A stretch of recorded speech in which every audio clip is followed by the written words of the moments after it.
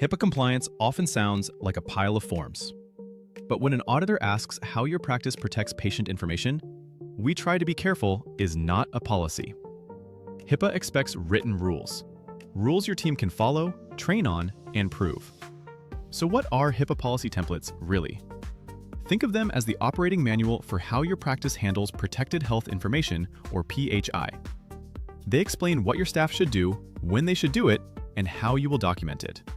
Without them, compliance lives in people's heads, and that means it breaks the moment someone forgets, improvises, or leaves.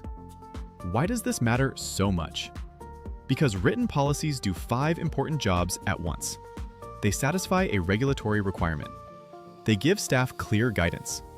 They create consistency across the organization. They form the backbone of training, and they show good faith effort if something goes wrong. In other words, policies are not busy work. They are how intentions become repeatable behavior. Here is the simplest way to understand the full set. HIPAA policies usually fall into 3 big buckets: privacy rules, security rules, and breach response. Privacy policies govern how patient information is used, disclosed, and accessed.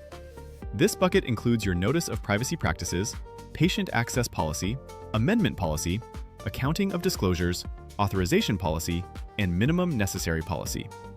Plain English? These policies answer questions like, what can we share, with whom, how much, and what rights does the patient have? Security policies are about protecting electronic PHI day to day. This is the largest bucket. It covers risk analysis, security awareness training, access control, audit logs, data integrity, transmission security, workstation rules, device disposal, facility access, incident response, contingency planning, and business associate management.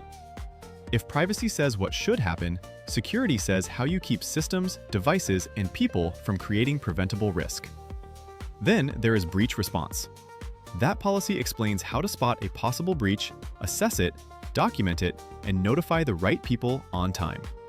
When an incident happens, that is not the moment to invent a process. Now, one important detail. A template is only a starting point. Only a starting point. If you download a generic policy and never tailor it to your real workflows, you may create a document that looks compliant but does not match reality. And that can be worse than having nothing, because it creates false confidence. A good policy has a simple structure.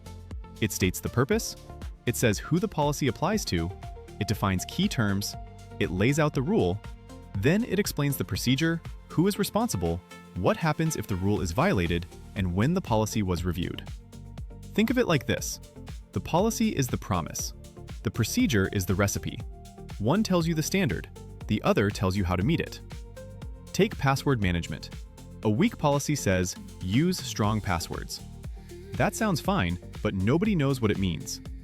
A useful policy says, passwords must be a certain length, include different character types, be changed under defined conditions, and lock after repeated failed attempts.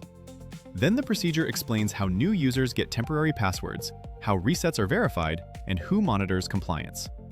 That is the difference between a vague rule and a workable system.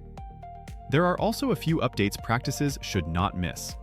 Starting in 2026, some patient access expectations tighten. The response window for access requests drops from 30 days to 15.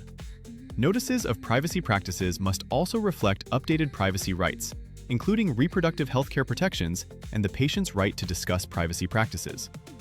If your documents still reflect the old timelines, they are already drifting out of date. And that leads to the most common mistakes.